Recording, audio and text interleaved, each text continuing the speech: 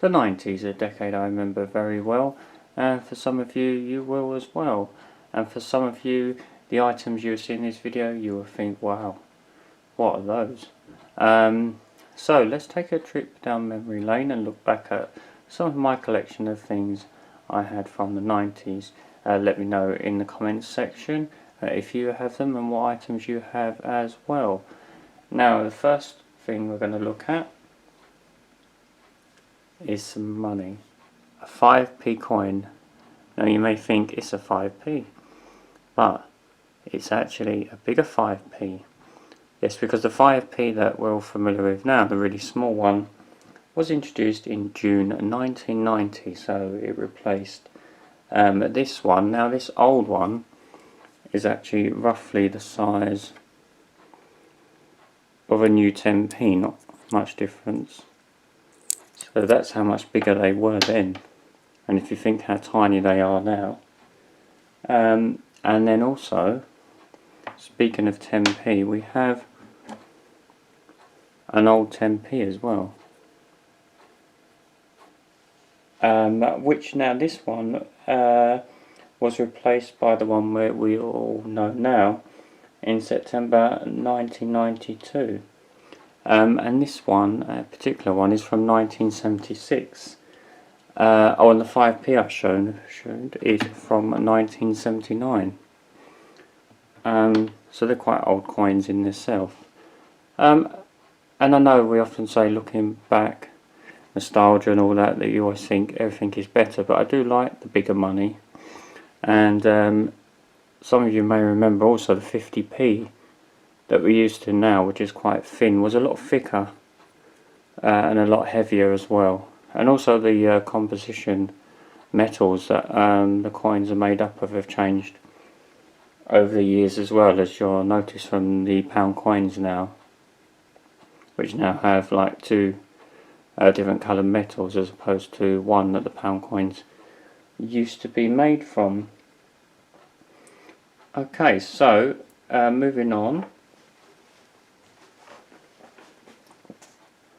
we have a Beano comic. Now this is from 1994. It costs 35 pence, and believe it or not, the Beano started in 1938 and it still goes today. I don't know how much it is now. I'm guessing it's probably like over £1 or something now.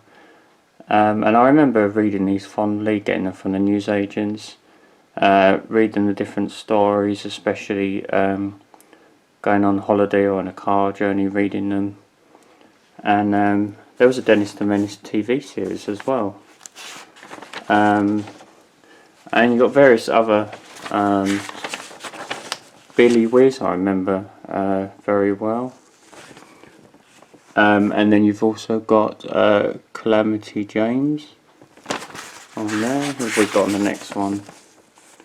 Oh yeah, then they had Nasha and Nip had a spin-off, because Nasha was Dennis's pet dog. You've got Ball Boy,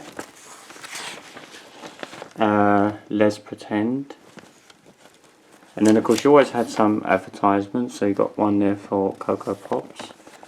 But again, done in a kind of comic strip format, so it didn't seem like advertising to you.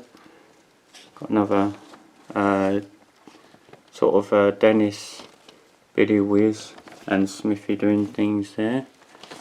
Doing skydiving. Calamity James again. The Bash Street Kids, one I do remember very fondly. Always got up to all sort of different antics. The Germs with Ill Will, not one I remember so much. And then you got an advertisement there for G.I. Joe. You save £1 when you buy a G.I. Joe Mega Marine and G.I. Joe Mega Monster Toys R Us. And there's a name sadly that has gone as well. Number 13. Don't remember that one so well.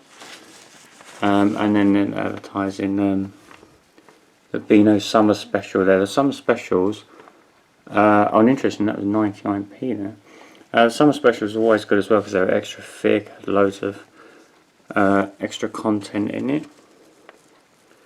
And you got another advertisement there. Minnie the Minx, another one I remember. Well, kind of like a female version of Dennis, not just because of the red and black outfit that she wore, similar to Dennis's, but sort of antics she got up to as well. You got advertising an exhibition at Tower Bridge in London. Ooh, £3.50 for children to get in, £5 for adults.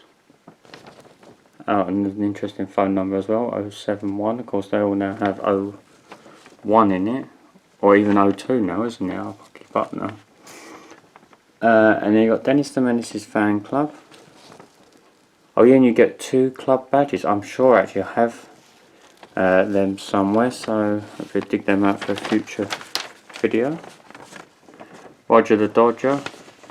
I remember that one as well. And you got advertisement for a free sachet of Nesquik chocolate toffee milkshake, which they often gave, and this one indeed had a chew on the front of it. You often got gifts on the front of comics to entice children. Not that you really need to do, because the stories were so good anyway and funny. And you got Ivy the Terrible on the back, and she came out every Thursday.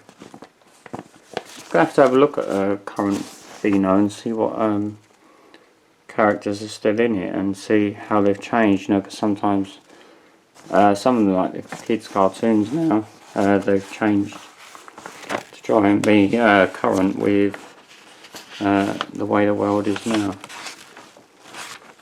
So yeah, that's there were loads of different comics as well. Dandy, as well as various others. Bunty, I think, was another one.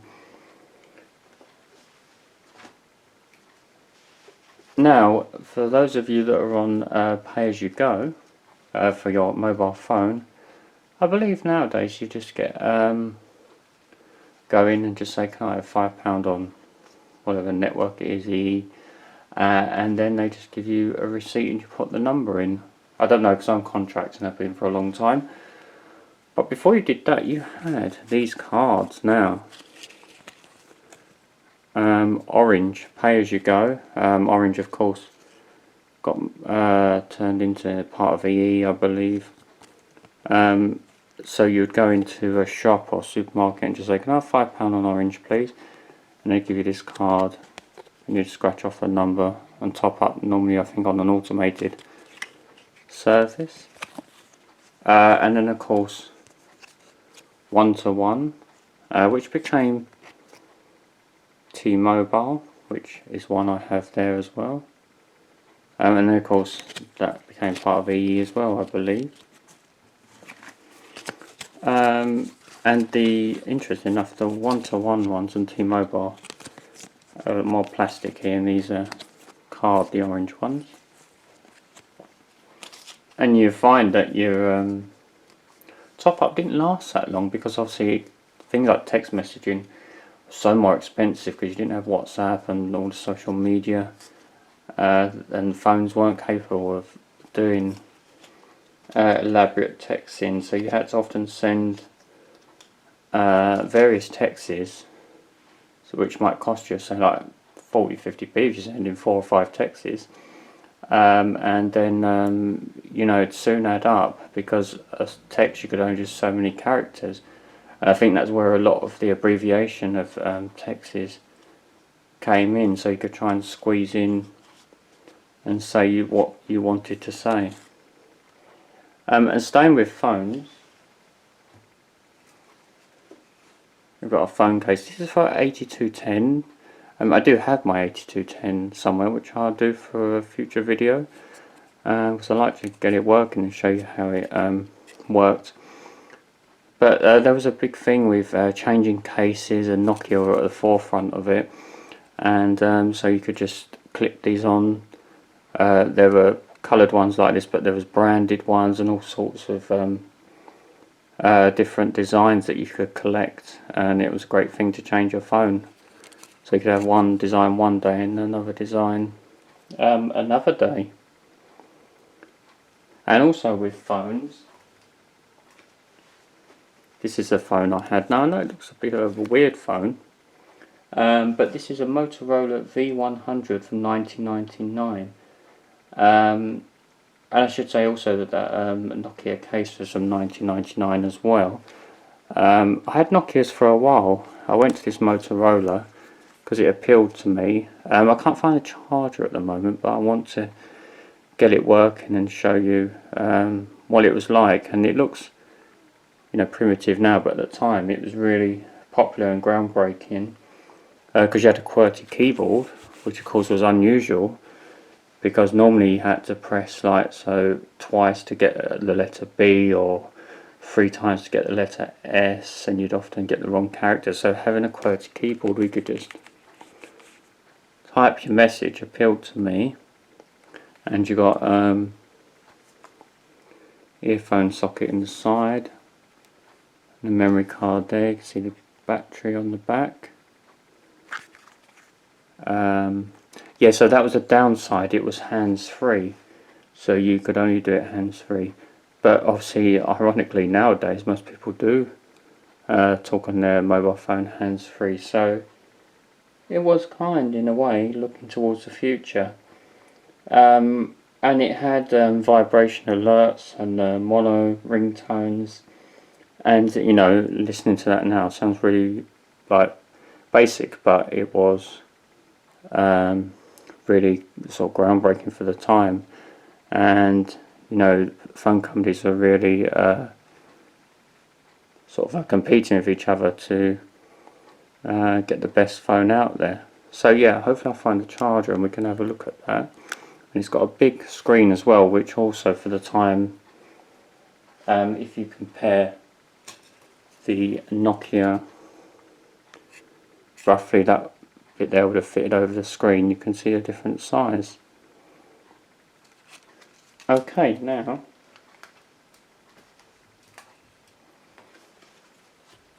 this is an Alton Towers fan club official membership card. Now, you see I've got my name on the back. It's from valid until 1993, November the 7th. I don't remember much about the fan club. I think you got a magazine, I remember that. And told you about the latest rides and that. I can't remember if you got any discounts or anything. I don't know if it still goes or not. But yeah, that was something I definitely remember getting the magazines.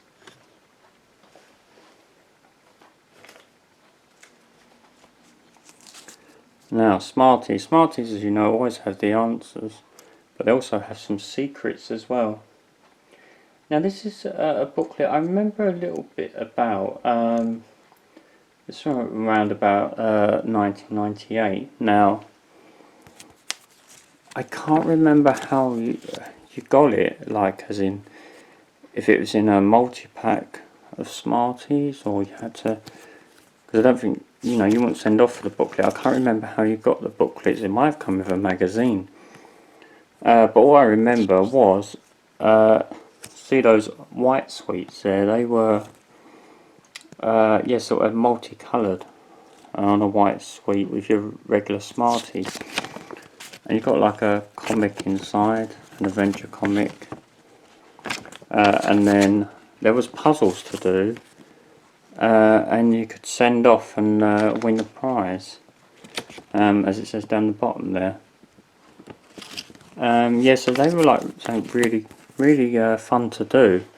I just can't remember how I got it originally. It must have been with, I have a vague memory of the Smarties coming in like a rectangle box. I might be wrong, maybe someone could correct me on that.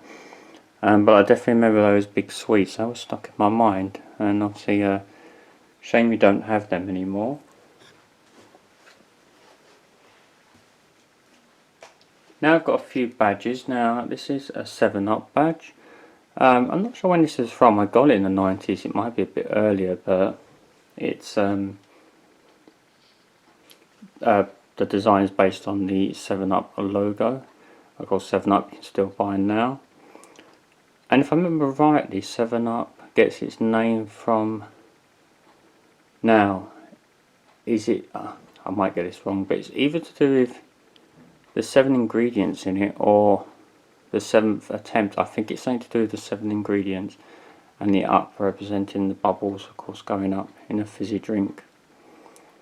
So that's one of the badges.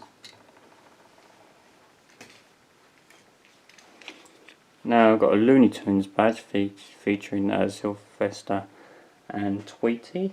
Of course, Looney Tunes cartoons were all the rage in the 90s. You had so many different characters: Bugs Bunny, Porky Pig, and Elmer Fudd, always after Bugs Bunny. And Tweety and Sylvester were just one of the cartoons. And I'm not sure the exact date of this, but I imagine it was in the 90s at some point. And let's move on to the next one. Now this is I'm a McDonald's party goer, and this is features the hamburger character. Can't remember his name, but I actually got this from going to a party at McDonald's.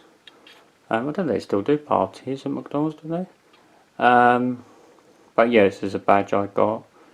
I think I was only about 9 or 10 or 10 or 11, something like that. So this is early 90s. I got this, and it's a nice comical badge. Now this next one features When Harry Met Molly. Now I think it was a play on the When Harry Met Sally characters, and these are two characters that were trying to pick up the faces there, the recognition on the camera. The British firm Safeway, no longer going to the UK but still going to America, they launched an ad campaign, and it featured Harry at first. Harry was in most of the adverts, and then Molly, and there was also another character later on, another girl voiced by Ruby Wax. But these two were Harry first and then Molly as well. They were the main characters of the ad campaign. And I worked for Safeway, and this was a badge we got to promote the sort of ad campaign. And you can find the adverts on YouTube, so give them a look, because they're very comical. And yeah, I believe that I did read what the actors are up to now, because obviously they're all grown up now. Yeah, and it was a different campaign to like what other supermarkets were running at the time.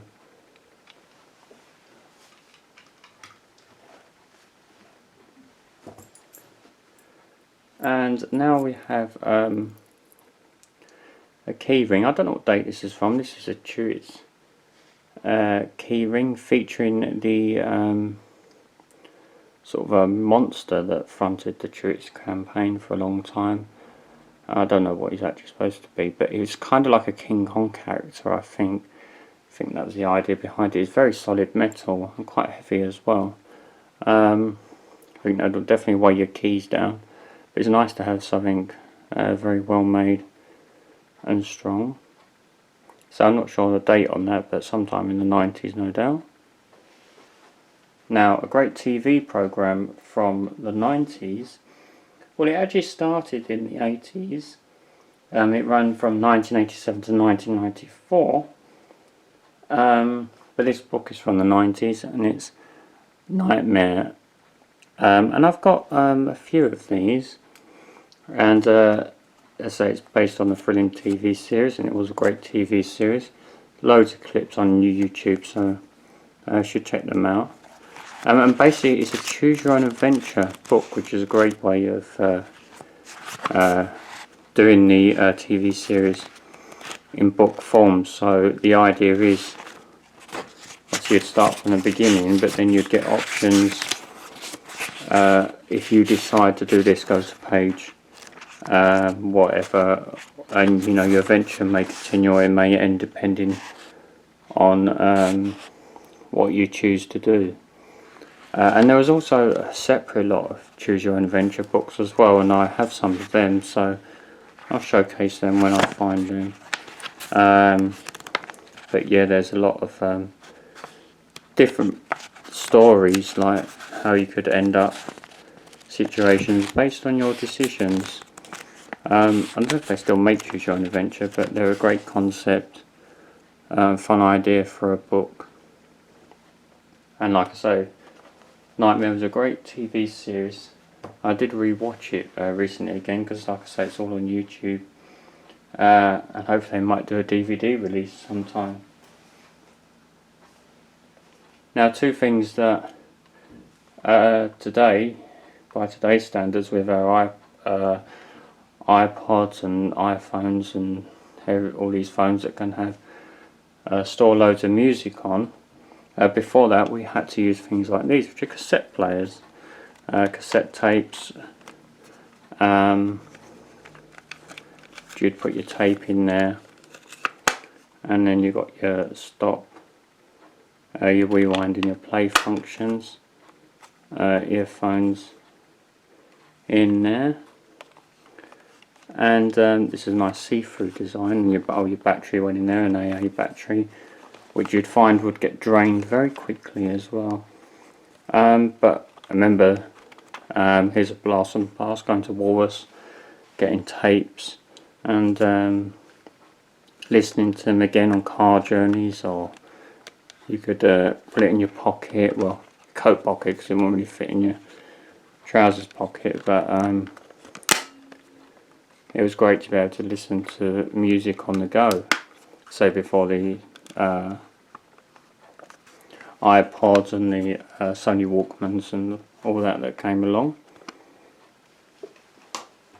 The disadvantage with cassette tapes, of course, was they could often get chewed up, and obviously you had to rewind back when you wanted to re-listen to a song.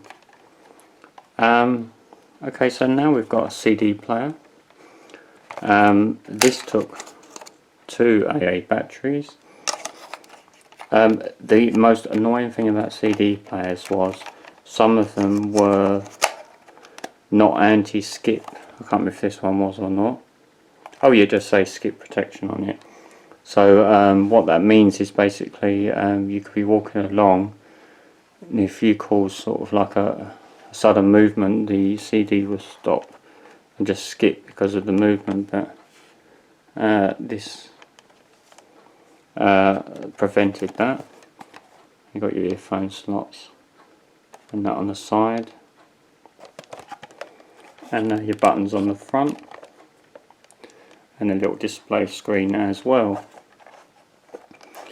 And I think, yeah, your CD just went in there and then just closed it. And again, big to put in your pocket, but it was great to be able to carry songs around, and you could get various CD holders to carry like 10 or so CDs. I've got a few that I had. I've got Super Mario Bros. One, I've got a Jack Daniels one, so there's various different themes. It meant you could carry a selection of your CDs in like plastic wallets without carrying all the actual large CDs. Okay, now this is something else that I don't remember how I got it, but it's a very big picture actually, but it's Fluorosaurus, so it's to do with fluoromargarine, and it's promoting sort of like, it's educating you about dinosaurs, but it was a 3D picture that they'd use with these 3D glasses, which, you know, were a big thing. I don't know if we can see, I don't know if it'd work on camera. You could actually see the image or not. But the idea was that it came out 3D because of the glasses. I'm going to look off camera and see if I can see it. Oh yeah, it just makes them look a bit more, basically just don't see the red and green on there. I think that's the idea of the glasses, removes the red and green and makes them look more sort of detailed, if that's the right word. And it looks like it's in association with the National History Museum, and it's got a bit about the dinosaurs on there. Now this is a book from 1997, PowerDesigner, to use with Windows. Basically shows you how to use the application. Everything on Windows was a lot squarer back then, before you got all the nice rounded sort of boxes that you had then, but you had a lot of these information booklets, because obviously the internet was still really new, and so you needed these big manuals to tell you how to do these programs. And as you'll see in a minute, software came very different format to what they are now. I don't know if I ever used this. I've got various other guides. I'm a Mac user now, but I was Windows originally. It shows you how to do databases and things like that, creating dictionary tables in your database. And yeah, talking about software, so software often came on these are not floppy disks, these are the solid ones. I can't remember what you call them, but they've got the magnetic bit to protect where the data was held, and they went into the slot on your computer and it read it, and your disk 1 and disk 2, so you had to put disk 1 in first, follow the instructions, and then disk 2, and I think that's how you loaded the programs. And they're from a company called Lotus. I think they still go now. Don't know what version of Windows it would have been, but yeah, and obviously nowadays we get software, we can download it, you know, in a matter of minutes now, so that's how quickly things have moved on. And finally we've got a selection of, big thing also in the 90s was stickers and cards. So we've got one here from James Bond Jr., which was a cartoon, a spin-off of James Bond. We've got one there from the TV show Neighbours, which still runs today, and obviously started in the 80s but went through to the 90s as well. We've got one here from Jurassic Park, that's a sticker. We've got one here from Baywatch, and then we've also got a football sticker as well, and also there's a football card as well, and told you a bit about the character or the player on the back. And then you've got a Turtles one as well. I've got a whole set of these Turtle ones, and I did do a video about, so I'll put a link in the description if you haven't seen that. And often you've got you bought the sticker album with the ones that were stickers, and then you bought from the newsagents or supermarket the pack of stickers, and you often got duplicates or special ones, and then the idea was you'd swap with your friends. So you could try and get the whole album. I think at the time the pack of stickers was probably like 30 or 40p, something like that. And then obviously the cards, the idea was again if you collected the set, traded them with your friends. So I hope you enjoyed that little 90s nostalgia look back.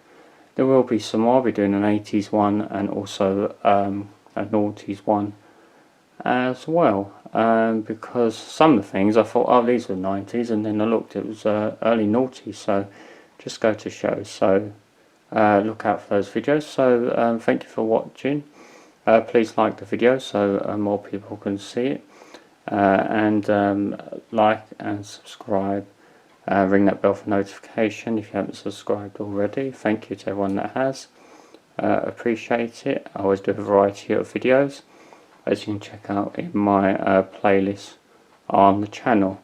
And like I say, let me know what you think about the items featured in the video. Do you have them? What ones do you have? I'll also put pictures of them on my Pinterest, so you can have a look at them there as well and share yours. And I'll see you again in another video very soon. Bye for now.